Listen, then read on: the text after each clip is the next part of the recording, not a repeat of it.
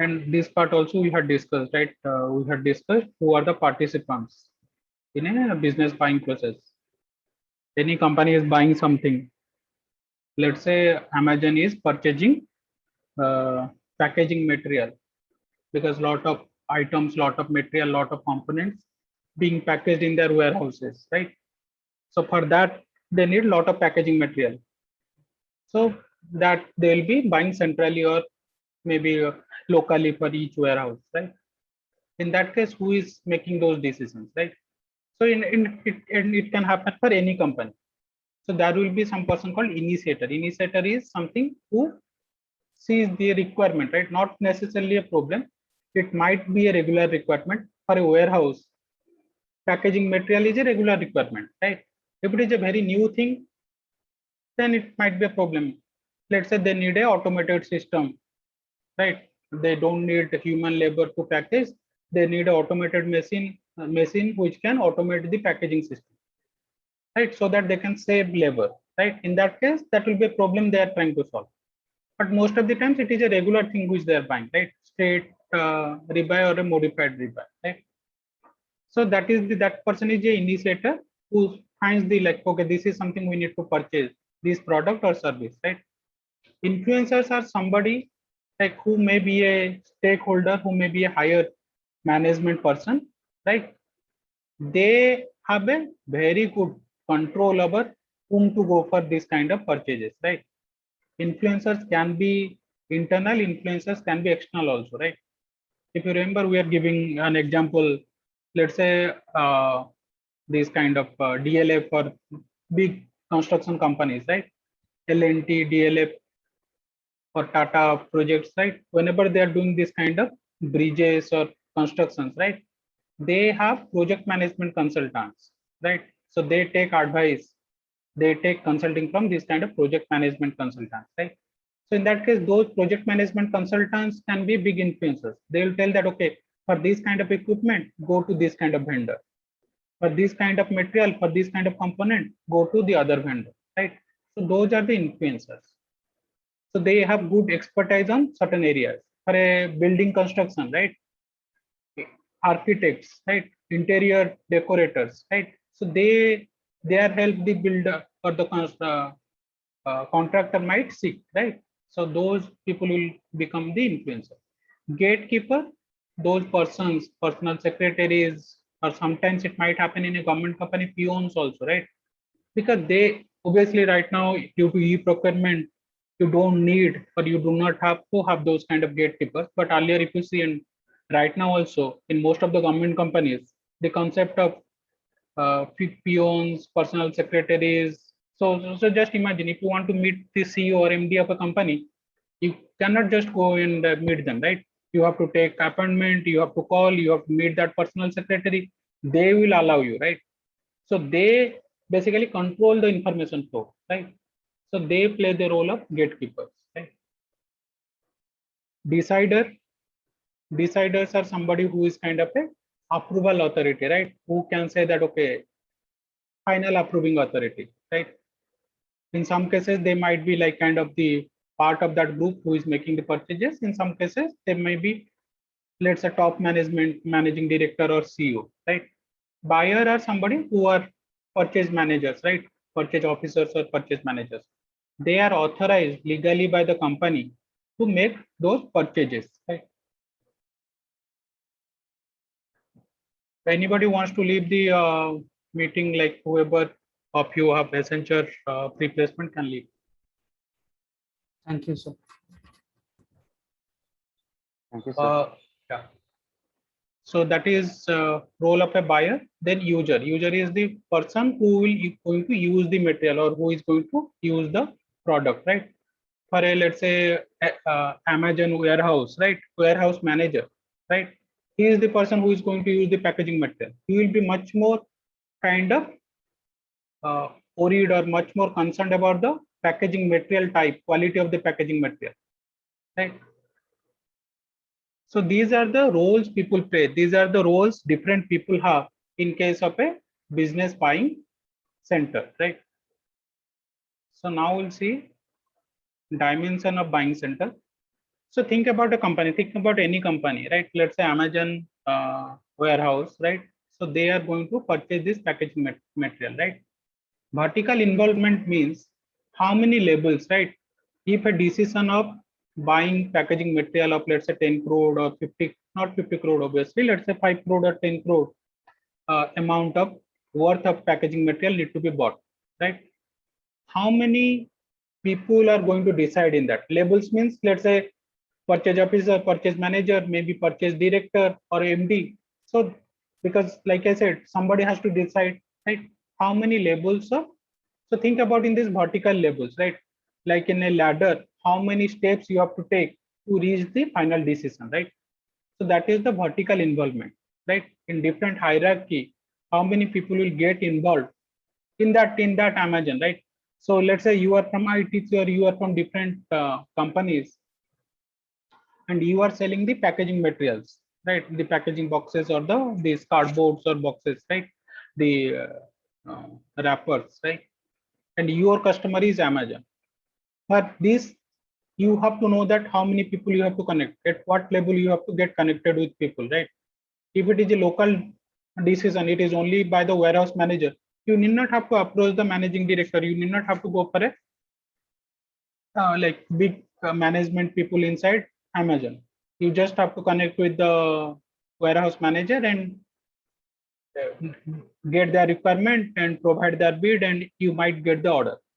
But let's say if it is a big order, 20 crores, 15 crores, right?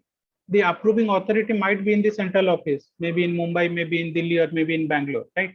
You might have to travel, go and meet them, provide them what kind of better options you have, right? So that is the meaning of vertical involvement. How many people are there involved in the purchase procedures, right? Lateral involvement means horizontal. That means how many functions, different functions, whether it is only warehouse function or finance, marketing, IT, right? For certain procurement, all the departments may be kind of involved.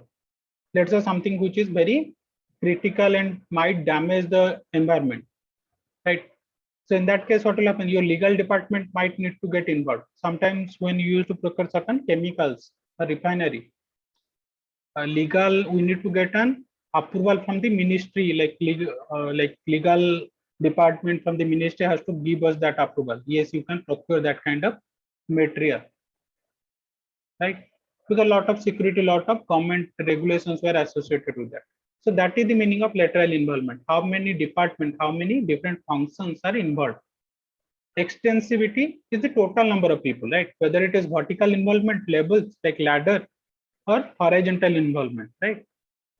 How many total number of people? Like if you can see the left side of the screen, a buying center can comprise of maximum. Again, 25 is not a maximum limit, but around 20 to 25 people in a big organization, right? So that many number of people who are involved in a decision, right? To make a purchase. Let's say in KIT University, if the laptops need to be bought, how many people will get involved to make that decision? Okay, who should be the vendor, right? So maybe 10 or 15, right? So that is the extensivity. How many people are getting involved? If I say that what is the extensivity for purchase process of laptop in KIT, maybe 10 or 15. Again, I do not know the exact number, just giving you an example. Connectedness, that means whether like think about a global company like Amazon or let's say Tesla or Apple, right? So they, when the purchase will be happening, right? People might be from different countries, different continents, right? They might not have personal relationship with them, right? So now if you are a person, if you are a company and trying to sell something to Apple or trying to sell something to Amazon, then the decision will be made from somebody from Europe or USA. It becomes very difficult to kind of connect with them, right? So now what will happen? You have to reach out to somebody in India, and that person necessarily should have a better connect with those counterparts, right? Otherwise, it will not help you, right?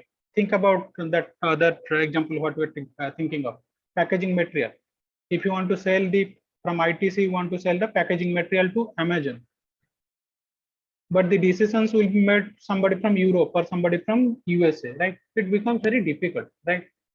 So now you have to think of whom to connect with so that their person can like give you that connection with the person in Europe or USA, right? Centrality, again, like if warehouse in India need to purchase packaging material, whether the decisions will be made in India.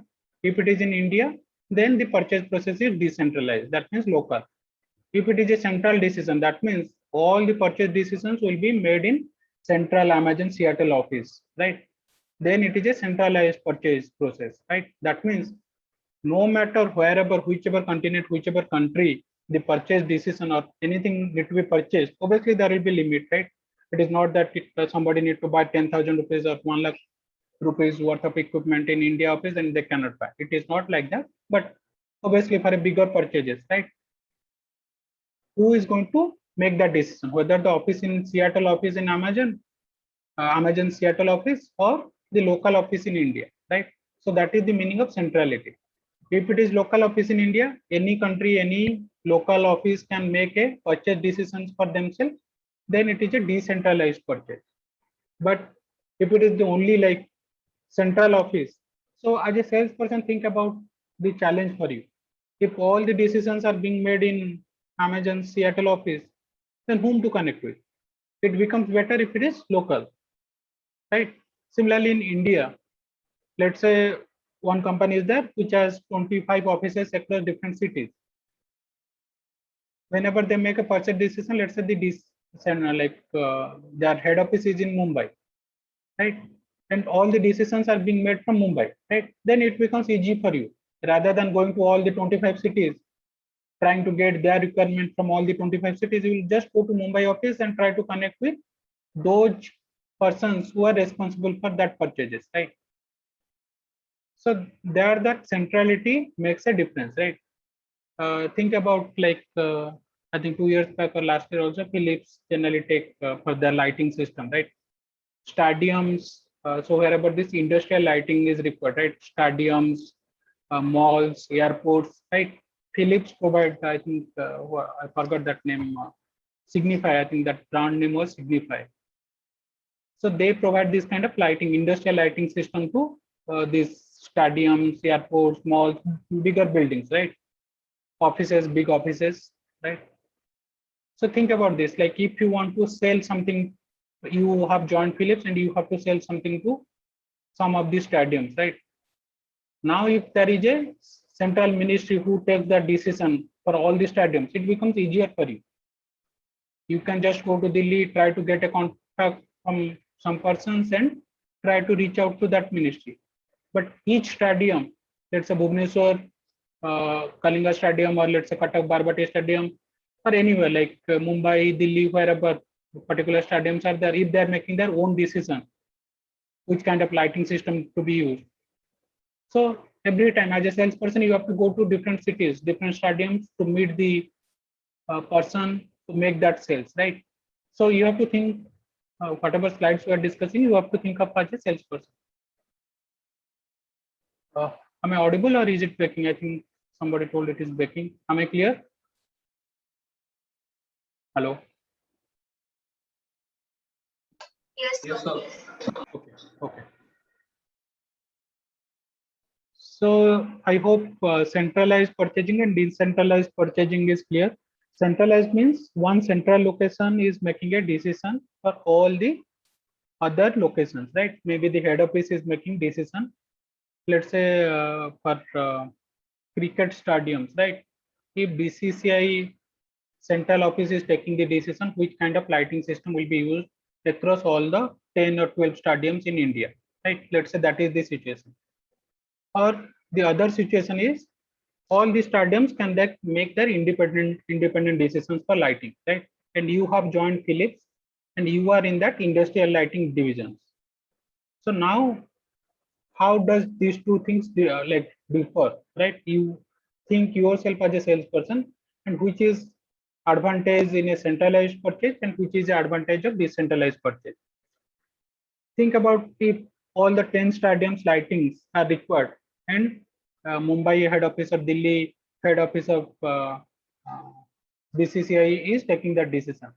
So they will be purchasing for all the stadiums lighting system. So it becomes a bigger volume, right? Concentrated volume means all the 8 or 10 locations, total whatever the lighting requirement is there. So it will be a bigger or larger volume, right? Larger quantity of lighting requirement, right?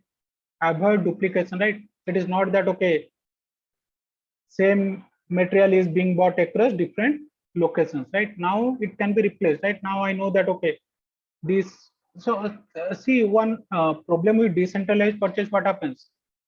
Each stadium, when they buy lighting, they'll also buy some backup lighting, right? Let's say for all the stadium, let's say these many quantity of balls, this many quantity of lighting systems are required. But they also buy the backup system, right? In case some lights failed, right, during match is going on, they should have a backup system in place, right?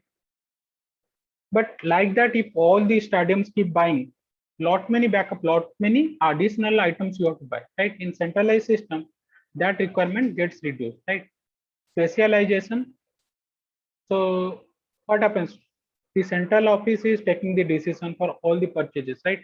There will be people, there will be buyers, right, who have a good understanding of for a cricket stadium, for a day and night match, what kind of lighting is required, right?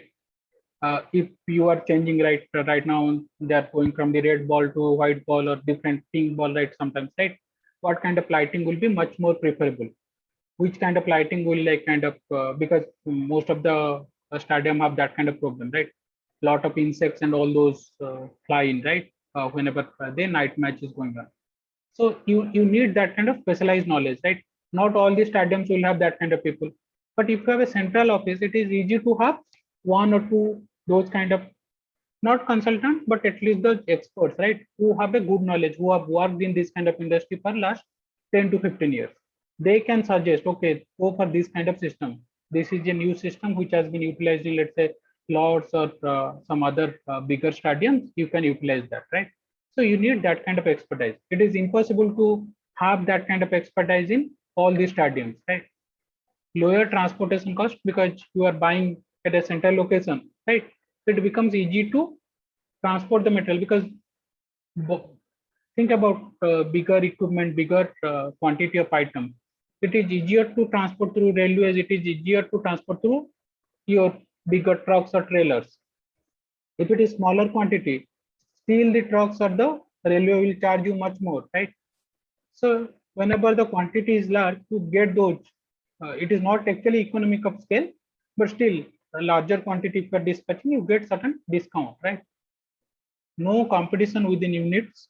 So sometimes what happen, different locations will kind of try to get certain items quicker. Let's say Kalinga Stadium and Barbati Stadium, right? There certain new matches are coming, let's say 2022 January, and both of them are upgrading their stadium, and they connect with Philips. Philips can only supply certain, manufacture certain lighting system and supply within time. Now these two stadiums will compete with each other. No, I need it first, I'll pay you more, right? So these kind of competition between stadium, this kind of because you all belong to one kind of central authority, let's say, right? So those kind of competitions can be removed, can be do away with, right? Common supply base, it is easier. Otherwise, what happens? Like let's say if the stadiums are in Odisha, I'll be much more focused in local suppliers or those offices or those manufacturers who have offices in, let's say, Odisha or West Bengal, maybe, right? So that it is easier for me. But if it is a centralized purchase, right, you need not have to worry about that, right? You can connect with anybody, maybe from outside vendor also, because the quantity is more, the order size is more, right? You can go for a outside vendors also, outside India vendors also, right? Otherwise, outside vendors, outside India vendors, let's say you are trying to import something, they will not come for smaller amount of order value, right? But if it is merged for requirement of 8 or 9 stadium, the order value will be larger. There is also advantages of decentralization, that means local purchase, right? Think about all the stadiums are making their own decision which lighting system they are going to purchase, right? The person who is in the ground, right? The groundsman or the person who is like kind of know in and out of the stadium, right? They have a better knowledge of where the lights should be placed, who is a good supplier, who have a good network, right? So that becomes easier in a decentralized or a local purchase because they are closer to the kind of reality, right? So that are the closer knowledge of requirement. Local sourcing that helps actually, right? Sometimes what happens if always you go for a outside vendor, purchase price is more, so you can go for a outside vendor, right? In case of a decentralized, sometimes we can help those local suppliers also, right? Rather than always going for outside suppliers or outside India or outside state suppliers, right? Let's say there is a requirement in Odisha, we can go for nearby states or inside Odisha, whoever the suppliers are. Less bureaucracy. Obviously, if it is a central office, there will be many layers. The vertical involvement will be much more. Your requirement will go to the local office, from local office maybe the regional office, from regional office to zonal office, from zonal office to the central office, right? So 4 or 5 layers. But if it is decentralized, you are making decision for your own stadium, right? Maybe 1 or 2 like management people need to decide on that, right? In some cases, it is a hybrid purchasing organization. That means some decisions being made in a decentralized way, that means locally. Some bigger decisions, bigger purchases are being made centralized. Think about KIT University, right? All the local, like kind of, when I say local, the some decisions being made from all the school level, right? KIT School of Management, KIT School of Law, KIT School of Architecture, right? For certain purchases, the purchase decisions can be made by the director, right? They need not have to go to the central office of KIT or the higher management of KIT. But certain high value purchase, let's say which ERP system need to get installed, right? Whether it is Oracle or SAP, right? That because it is a bigger purchase, right? That is centralized. For all the schools, the decisions will be made by the central office or the KIT University office. But let's say which printer you need to buy, which kind of projectors you are buying for your college, right? That purely rests on the director, right? You need not have to go for a central authority to make those kind of decisions, right? So that is the difference between centralization and decentralization purchasing, right? So as a salesperson, you have to think of, in some cases, centralization is good, right? If you are a new startup, right? Decentralization actually is good for you, right? Because there might be a chance that you can get certain local orders. Otherwise, all the orders will go for the bigger brand name. You will never get a chance to participate in any tender or any kind of bid, right? So again, depending upon which company you are joining and which kind of sales you are making, right? Sometimes centralization will be advantageous for you. Sometimes decentralization will be have their own advantages, right? Any questions on this? Centralized versus decentralized purchasing. So can you explain avoiding duplication once again? Yeah, avoid duplication means sometimes what happen, certain items locally if I'm purchasing, right? Let's say, take the example of this printer. So let's say, take the example of certain this what will say projectors, or let's say video recording machines. Okay, let's take the example of video recording machines, or let's say Zoom licenses, right? So now think about in this case, Zoom licenses, right? Or module license, right? Or all the local college, like kind of not local colleges, all the schools of KIT University. There are 22 schools. Each of them can separately buy a module, right? The exam license, the platform for conducting the exams, right? Online exams, right? So now what happens if each of them purchase for their student, there will be 22 licenses for 22 colleges, 22 schools, right? So what happens? It is a duplicate, right? So that duplications can be avoided. Rather than buying 22 licenses, separate licenses, each university will buy a single license for all the schools, and the exams will be scheduled in a such a way that that single licenses or 2 licenses or 5 licenses can be utilized and exams can be conducted. So in that case, what happens? You are avoiding duplication. You are avoiding repeating the or buying the same thing for different local offices, right? And if you see, the module has been bought in that way, right? Rather than being purchased for each college, right? I think they are bought for a 2000 or 1500 student, right? Because at any point of time, maximum 1000 or 1500 student will be giving exams, right? You need not have to have a separate license for each college, right? It is just paying unnecessary money to the whichever module or whichever company you are buying that license from, right? So in this way, if it is centralized, right, KIT University took the decision, okay, we'll buy a license per module for 1,500 students, right? Because from the last 15 years, we have seen that at any point of time when exams are happening across colleges, maximum maybe 800 or 1,000 students will be giving exams, right?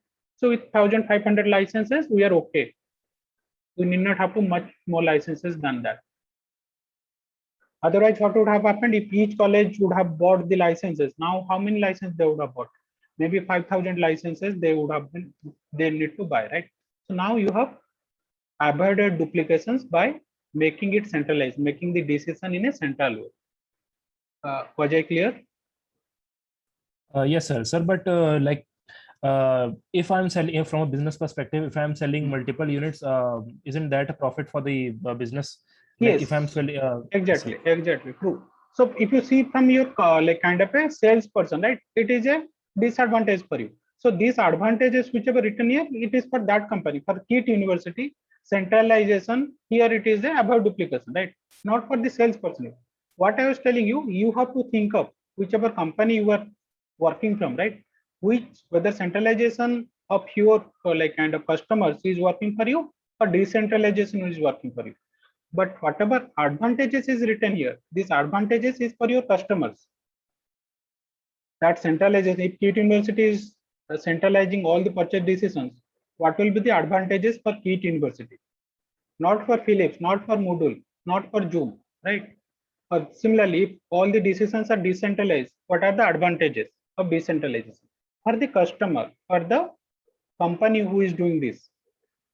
As a salesperson, if I'm buying or selling something to that customer, right, I have to think from my side whether the centralization of the kind of purchase process is good for me or decentralized. I cannot control that, right, because that is a customer's decision how their purchase process works.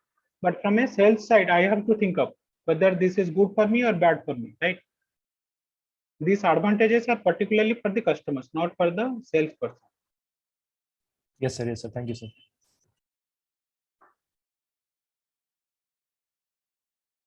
So this was, I guess, we did an exercise. I think for section B, I had given you canteen services.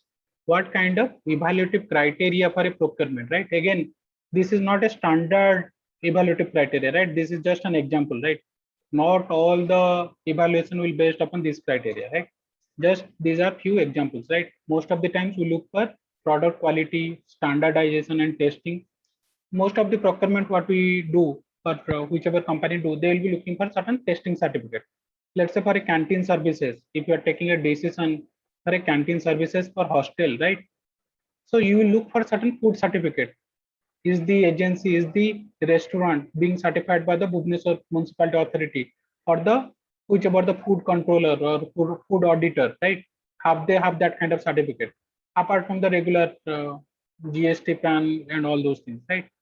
So that part is testing. Then the product quality, how will you ensure that product quality is being met, right? Standardization, right? So that is again one aspect, right? So it should not happen that okay, food is good in certain days, again bad in certain hostels, right? If let's say decision is being made by KIT University that okay, one single vendor will be providing canteen services for all the hostels, right? Food should be standard, right? It's not that okay, in some hostels food are good, students are happy, in some hostels food is very bad, right? So that part is standardization, right? Again, delivery is one of the important aspect in any kind of purchases, right? Most of the purchases, if you see, delivery is one of the efficient and effective service. So this you can think of as delivery service, whether the equipment is delivered properly, and after sales service also, right? Anytime there is a damage or anytime there is a failure in equipment, right? Whether that persons or that company is putting like kind of coming and providing you that kind of help, right?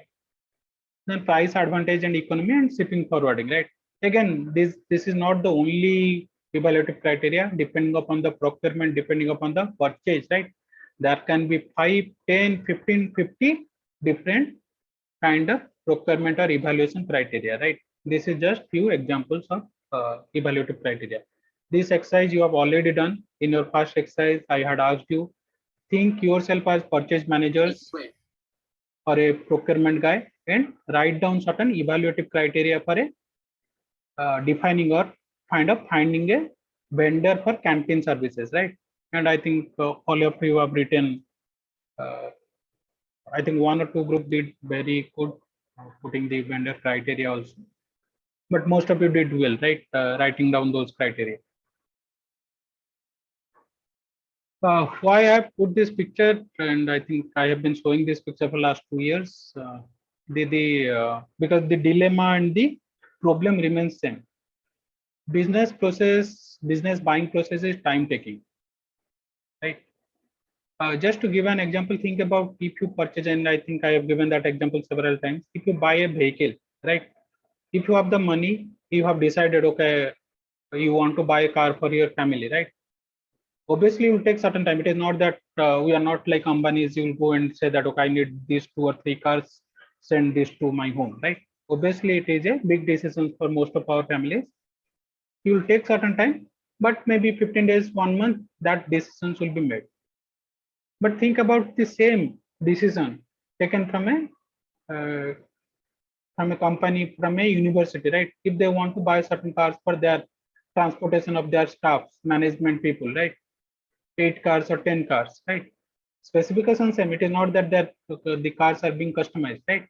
But the decision will take time because it is not individual's choice, right? The buying center, those people who are involved in the purchase process, right? They'll get together, they'll write down the specifications, a tender will be floated, whether it is a normal regular tender through newspapers or website advertisement. So each of the step will take certain time, which we are going to discuss in next slide, right? What are the steps in purchase process? But so that's why, because group of people are taking decision, your specifications need to be made. You need to talk to vendors. You need to select vendors, right? The time takes a lot. Just to show an example, the Rappel deal, which is still in controversy, right? The requirement from Indian Air Force came back in 2000. Can you believe it? 20 years back. Our requirement from a fourth generation aircraft came back 20 years back. And we delivered maybe 2002 or 3 years back. Think about the time it took to decide on. Obviously, it is a big decision for a country. It is not a something you are buying a car or buying a vehicle. So that part we understand, right? But still, you think about if you are taking 20, not 20 years to decide, at least 15 years to decide. Because just think about in 2000 they decided, or not decided, they thought that okay, we need fourth generation aircraft to combat China and Pakistan. By 2007 only tender was like the government decided, okay, let's go ahead and float a tender. 7 years it took to finalize the specifications, right? Then if you see the timeline, 2012, 2013, 2014, back in I think 2015, here it was that okay, we are going to buy with Apple, and between 2015 to 16 this deal was confirmed. Then the controversy happened, why from Apple, and the at the end initial requirement was around 126 jets, and right now at 2016 we decided we'll buy 36 jets, right? So think about the timeline. The requirement was from a user, Indian Air Force, back in 2000, and took government 16 years. Again, neither I'm blaming one government or the other government. I'm neutral in that regard. But think about in this way, why this purchase process is taking so much time. Any suggestions? Any apart from the regular, like we can like always blame the government for bureaucracy, corruption, and all those things. That is anyhow a part and parcel. And so keeping that aside, right? Why do you think that these kind of purchases, and it happens a lot, right? Most of the times when you think about defense, most of the times you think about these kind of big purchases, right? It takes a lot of time. Why do you think so? Think about yourself. If you are in that position as a salesperson from business manager from that company, right? Boeing, or let's say Rafale, or whichever Eurofighter, whichever company you are in, your like almost half of your career is gone, right? and by 2015 you would have moved to some other companies, might be, right? And the deal is getting finalized, right? And it happens actually. Sometimes as a B2B salesperson will see that, obviously not 15 years. Some deals would take 1 year, 1.5 year, 2 year sometimes, right? So that's why I told it is not something like B2C. You go every day, you go to those stores, you go to the grocery house, make sure that the items are there, promotions are being made, and you are meeting your sales quota, right? So that is B2 business to customer, right? You are just managing the channel. Most of the times when you are managing B2C sales, it is just a channel management. So sales and distribution plays a bigger role. Here, if you see in a B2B, building that network with different companies, with your competitors, with your customers is a bigger deal, because it is not that every day a customer is buying something. A business purchase will take a lot of time.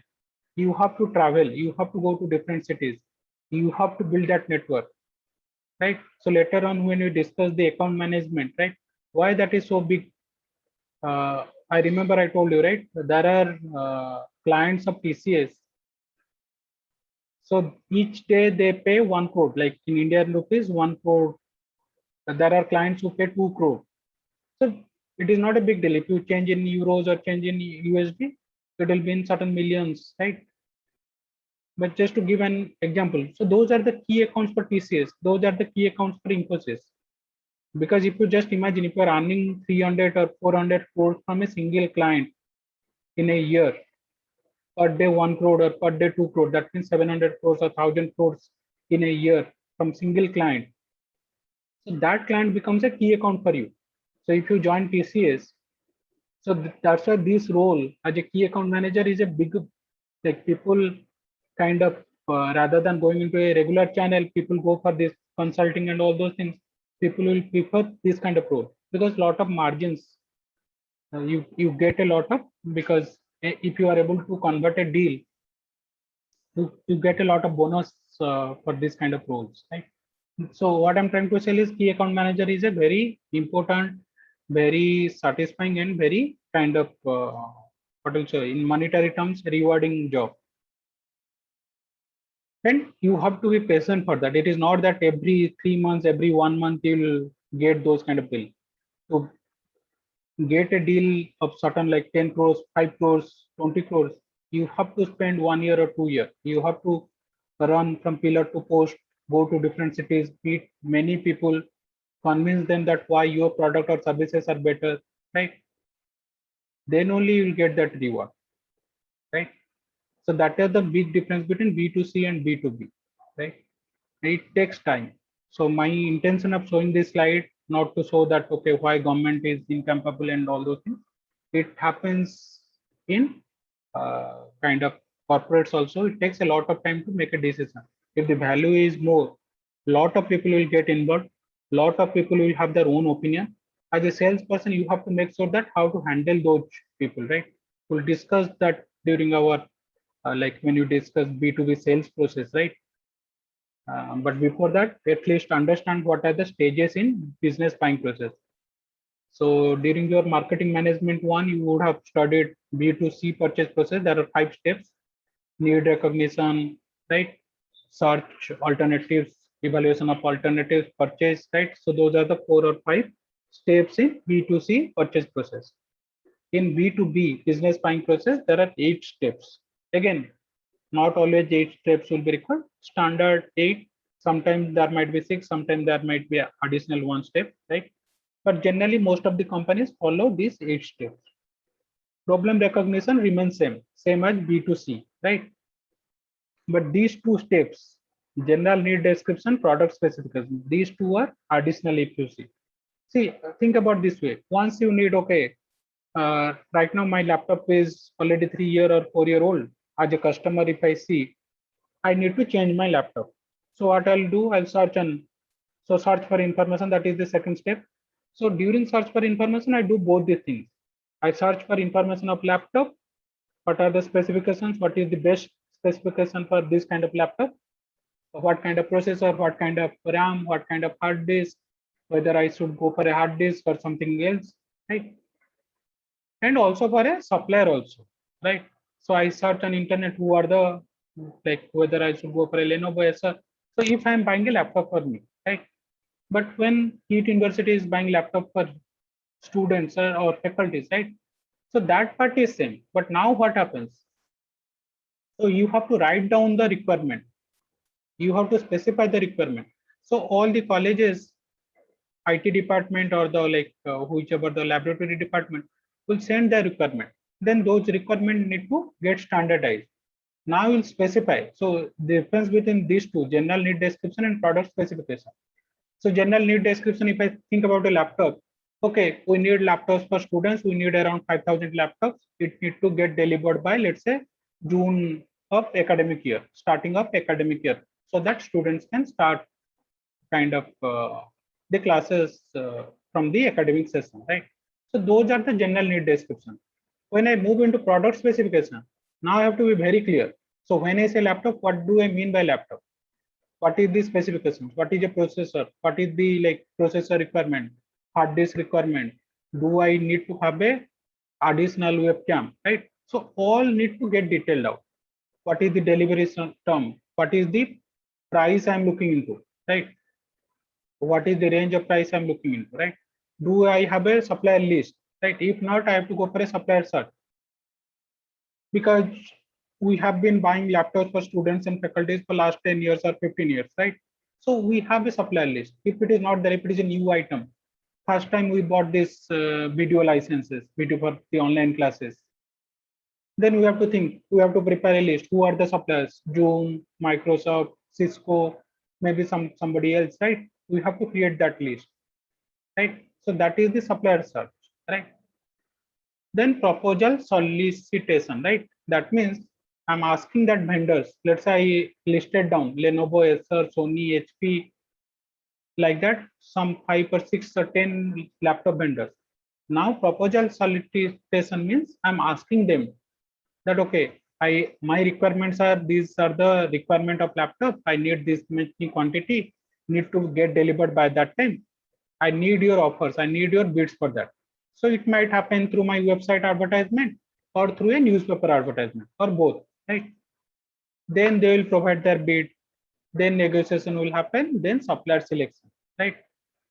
Out of that, like I said, I might just do a reverse auction, right? Or I will first select who are technically qualified, who are meeting the requirement, right? So if you remember, you did that for canteen services, that customers should have a 5 years experience. He should be doing that kind of activity for other colleges, universities also, right? So those are the technical requirements. Then that me commercial requirement, pricing requirement, which vendor is providing me the best discount, best price, right? Based upon that, I'll select the supplier. Then order routine specifications. Order routine specifications means defining when you need those. So what is at what delivery, at what location you need. Think about this way. 2 years or 3 years back, all the laptops need to get to delivered in our library, and students used to collect the laptops from library or hostels, right? Now what happens? Order routine specification has changed. Who will provide you all the students' home addresses? The supplier need to send the laptop securely, safely, with insurance to students, right? So the order routine specification has changed from last 2 years, right? So that is the meaning of order routine specification. When the order need to get delivered, where need to get delivered. So that is the meaning of order routine specification. When, where the order need to get delivered. Once order has been delivered, product or service, there is a performance review, right? Because remember, we are, most of the times we are purchasing every year. Some of the items we are purchasing regularly.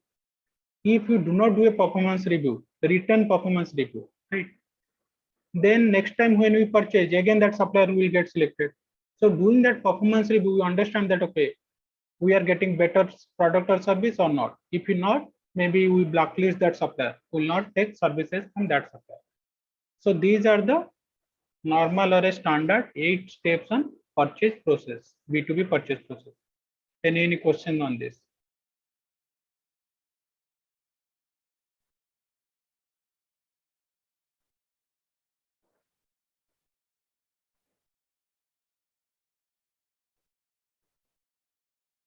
Next is your model for business buyer behavior. It almost remains same as your B2C, not much change. Only thing is in buyer responses, right? See, as a salesperson, right, you have control on these four: your product, what is the quality of a product, how innovative your product is, how you can differentiate your product from the competitors, pricing. B2B, most of the prices are customized, right? Same product you might be selling to different customers at different prices, right? But in B2C, it doesn't happen, right? Most of the times when you're selling B2C, if you give an offer, 10%, 20%, if it is online, obviously there is always a challenge in online discount and offline discount, right? And that challenge remains so. But most of the times you provide a same discount to all the customers, right? If somebody is buying online, all the customers who are buying online, they'll get 20% or 20% or 25%, right? But when I'm selling, let's say this Zoom license or laptops or anything, let's say this Rappel deal, if you can think of, right? French government or the like kind of that company is selling to Indian government. If they're selling to USA, if they're selling to different countries, the prices will be different, right? Same product. There is not that they're customizing Rappel differently. Same product when they're selling to different countries, the prices will be different. Place. So what is the channel, right? So place, always remember the channel of distribution, right? It is not location. Most of the times place, you forget that place is not that number of offices. Place is not that number of cities you have offices in. How many channel of distribution you have, whether offline, online. If it is offline, how many people, how many labels of kind of whether wholesaler, dealer, distributor, how many labels are involved in your channel of distribution, right? So please remember the channel of distribution. Then promotion, obviously B2B promotions are different than B2C. B2C, most of TV advertisement, radio advertisement, right now, obviously social media advertisement. In B2B, most of the times it is a salesperson who is going and convincing people, right? Lot of effort, lot of money being spent on one-to-one relationship, right? And gradually also in building the case studies, white papers, you have a good website, providing product demo, right? Most of the B2B companies, like kind of any equipment you are selling, any services you are selling, you should have a video demo, video kind of a how that product works, how that service works, right? So that part anyhow will cover in promotions. Other stimuli which is not in your control, right? These are outside your control: economic, technological, political, right? Cultural, competitive, right? How many people are playing in that? Let's say you are selling lighting system, then new person or a new company from US or Europe launch their product in India, and they are very innovative, right? Then your market share is gone, right? So these are the stimuli which is not in your control, right? So environment, marketing stimuli which is in your control, which is in organization's control. Other stimuli which is not in your organization's control, right? Technological, right? Technological is a big challenge. Let's say your company is invested a lot in 4G technology, and right now government and let's say the telecom providers moving into 5G, right? Whether you can move from 4G to 5G quickly, right? So that is something is technological challenge. Then this environment, both from your company and other companies, other organizations environment is affecting the buying center, who is going to make the purchase decisions, right? Then there are these part we'll discuss: interpersonal, individual, and organizational influences. What are those in the next slide? So they make the decision, right? And what decisions they make, what kind of product and services they'll buy, from which supplier choice, right? In some time there will be a political or a maybe a cultural requirement, right? You cannot buy outside of country, right? In Japan, most of the times it is kind of if as a company you are buying something from outside, if you are importing something, right? So that is a stigma that okay, your people are not, because they are very proud, right? In Japanese, they again, like World War II, will not get into that detail, but they used to think that they are a superior race, right? Like Nazi Germany, right? So they, in culturally, they don't want to buy something outside, right? So and that actually helped them after World War II. Their manufacturing developed because they had that kind of own belief system that okay, we have to develop our own manufacturing system, right? Which India lacked for a lot many years. It can be political also. Government may say that you cannot buy, you cannot import this kind of equipment. You have to, like, let's say, make in India, whichever other systems worked earlier. You have to buy certain items, you have to produce inside India, right? So in that case, that will, those are the few factors will influence supplier choice. If I cannot import, I have to go for local suppliers only. Order quantities, again, depending upon smaller organization or bigger organization. Centralized purchase or decentralized purchase. If all the offices are buying, quantity will be less, right? Think about this way. If all the schools independently purchase laptops, our KIT School of Management, how many? Maybe each year will be buying 500 or 600 or maximum 1000 laptops. But if it is being purchased for all the colleges, we are buying around 8,000 or 10,000 laptops in a year, right? So that is why the order quantity dependent upon whether it is a centralized purchase or a decentralized purchase. Delivery terms and times, right? What are the conditions when to deliver? What are the, at what time you have to deliver, right? Time means time of the year, right? Service terms, after service, like, sorry, after sales, what kind of services are required? In most of the purchases, in B2B purchases, after sales service is a must. Whenever any company is buying equipment, right? Most of the time they will have this 3 year or 2 year of after sales service. Then payment process. Payment is a very big aspect in B2B, and that whether winning a bid or losing a bid, most of the times is dependent on payment. Whenever we used to, in HPCL, we used to import, one of the bigger challenge was any foreign suppliers, they will have an advance payment clause. They will ask for 30% advance, 70% after delivery, right? But as a PSU, we are not supposed to pay any advance. So as a legal requirement, always you will pay 30 days or 45 days after delivery, right? And that was a big challenge. Anytime we want to import something, most of the foreign suppliers will say that no, we need 30% or minimum 10% of advance. And as a company, not only like kind of HPCL, all the PSUs has that kind of conditions. So again, we have to take approval, and in case it is very much required. If there are competitors who are agreeing, let's say local competitors in India, yes, they can uh, supply without taking advance. We'll always go for that rather than going for a foreign supplier, right? So that's why payment is a big decision in B2B purchase process. Standard is 30 days after delivery. Sometimes it is 15 days after delivery.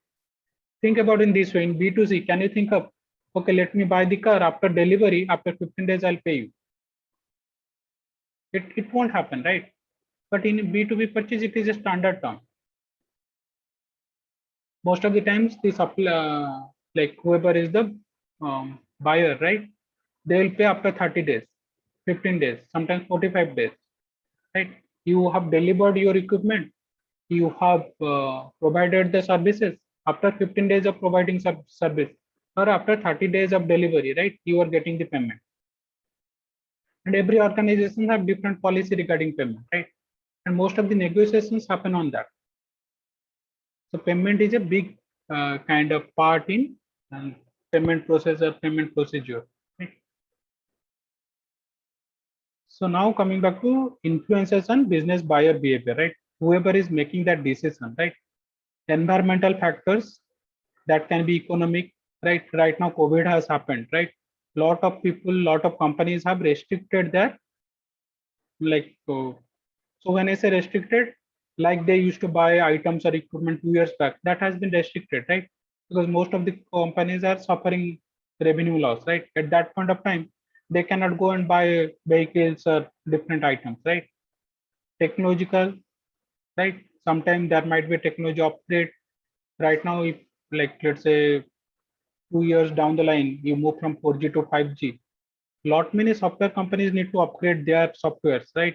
Lot many telecom companies, lot many things, lot many equipment, IoT sensors need to get changed to implement or to incorporate 5G technology. Political and legal, I have discussed that, right? That have a huge implications, right? Government put a rule that okay, you cannot buy this kind of equipment. Let's say telecom providers, you cannot buy this kind of telecom equipment from outside. You have to go for only these 2 or 3 vendors. Then you have to whatever quality they provide. If you are in India, you have to buy that, right? Social responsibility. In some cases, some companies have that kind of rules, right? You will not buy certain kind of, let's say plastic. They are reducing the plastic usage. They are reducing certain kind of wastage material, right? So that part is social responsibility. Then competition, right? How many competitors are there? Sometimes you are the only supplier. Sometimes there will be thousands suppliers or 500 suppliers. You are competing with them, right? So these are the environmental factors which will, so think about this is affecting the buyer, right? Who is buying the equipment, product or service from you as a salesperson, right? You are thinking from his side or her side, right? Organizational factors. Each organization, each business will have their own policy regarding purchases, objective policies, processes, organizational structure, and system. Government organization like in HPCL, there was a rule that uh, total purchase, let's say in a year, let's say we are buying items of 1,000 crores. 4% of that, that means around 40 crores. So to come from small, medium size organizations, that minimum. It is not that only 40 crores. We can go beyond that, but minimum. That means at least 40 crores of worth of equipment, product or services has to come from smaller organizations, that SME. Otherwise, how to help them, right? So that was the organizational policy. Similarly, structure. How many people are, like whether it is a centralized structure or a decentralized structure, how many people are getting involved for a purchase decision, right? What kind of system, whether it is an offline system, you are putting newspaper articles and all those things, or it is a e-procurement, you have implemented, you have that kind of IT system. Then interpersonal factors. Interpersonal factors means in that purchase group, in that buying center, some people will have a very like higher authority, right? If it is from a higher management, what kind of starters, whether you are interested in that kind of purchase or not, right? And it matters a lot from a sales point of view. If you think of you, if you are not able to find out who is the person who is the most influential in that group, and you are running behind all the 10 people, 15 people, it is just a wastage of money.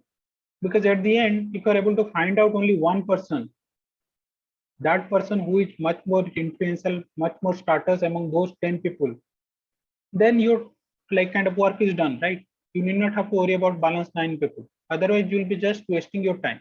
And that is one big important aspect in B2B sales. Finding out that influential person who is going to influence the whole purchase process.